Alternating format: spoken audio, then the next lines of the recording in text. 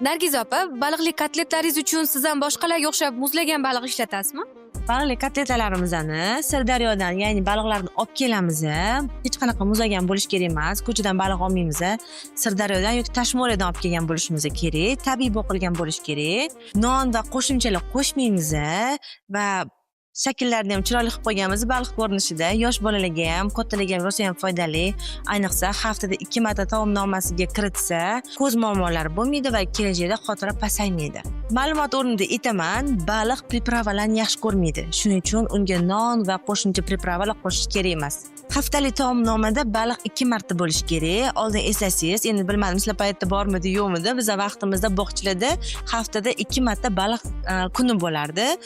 Hozir ham kerak, chunki ko'p omega ichyapti hozirgilar. Agar buni iste'mol qilsangiz, siz omega ichmaysiz va kelajakda xotirangiz ham Alsgeymer, ya'ni kasalliklari yosharmoqda. Bular ham ya'ni sizda uchramaydi. Shunchaki haftada 2 marta bir bo'lik baliq kotletani iste'mol qilsangiz bo'ladi. Bolajonlarga ham, o'zingizga ham ichida 5 ta bo'ladi.